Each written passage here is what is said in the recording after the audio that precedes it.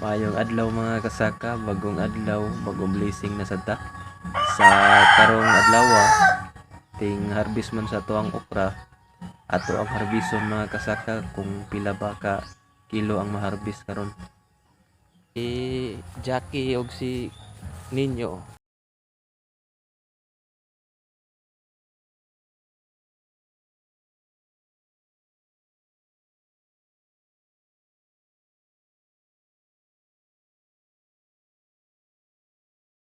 Mao ni andarohan gamay mga kasaka.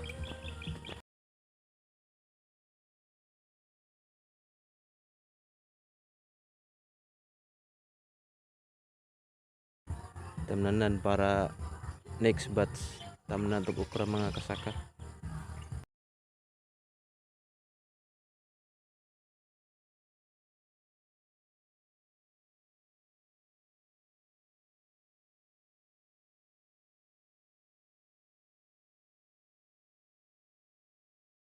Bago ni siya nahuman og daro mga kasaka. Tamnanan nig para next batch.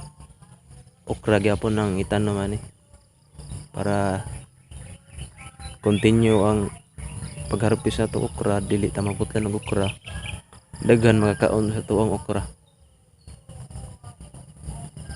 Di ato pikas mo to dito ang di ato pikas mo tong okrahan di ato.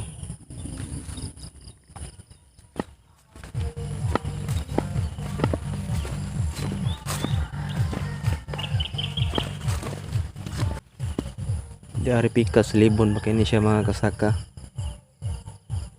Kuan pa ni siya og sagbot. Okay mga kasaka, mao ni ang okrahan nga atong ipon karon. Magsugod tag ipo mga kasaka. Ang dari pikas na tamnan ni gahapon. Okra po ni siya. Kutob datong saging. Last dari po. Mga pito katudling akong natanom mga gahapon mga kasaka. Unya sa dato pikas ang katong nga kamote ito ang gitanom. Datong saging gahapon kutob. Taman datong naikahoy. Para naapod tay kamote mga kasaka. Ya dare. Gidaro na pod ni para tamnan og okra pod next batch. Para continue ang ato ang okra.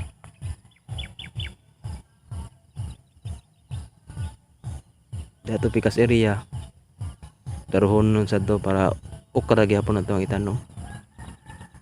Okay mga kasaka, magsugod na tagi po.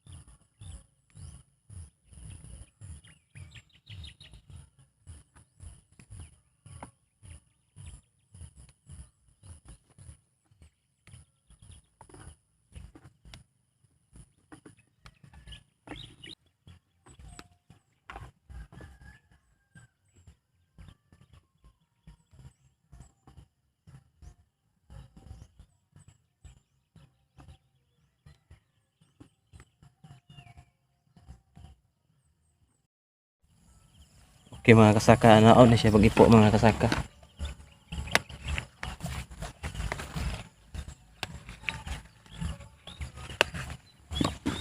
Dali ra kay ni siya mga kasaka ug di lang guwang ang okra.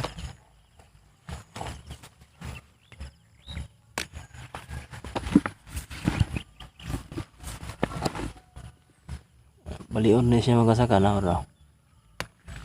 Dali ra kayo.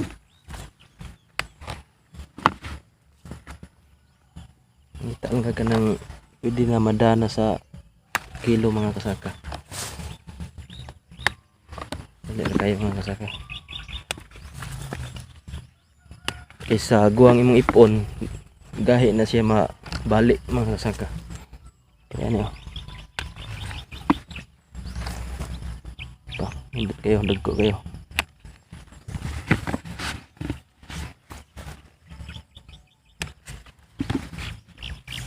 Ito mga kasaka.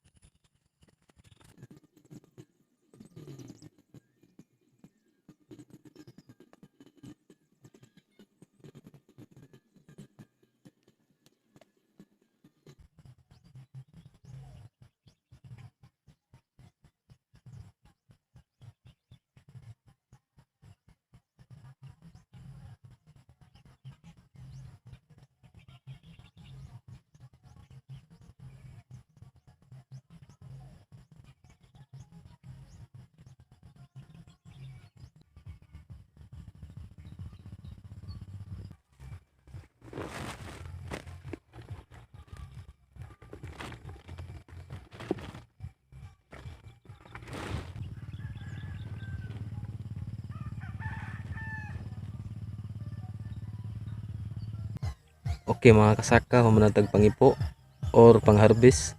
Ato nerong kilohon mga kasaka og pila ka kilo ang na-harvest karong adlaw.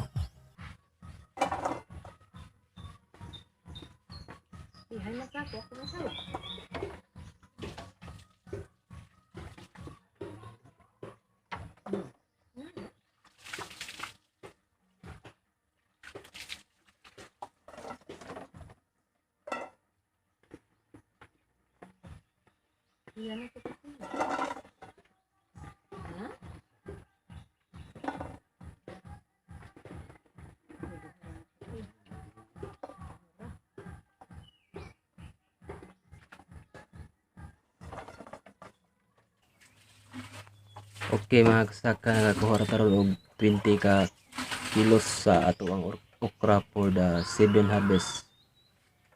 Tag 50 per kilo ilang palit diri.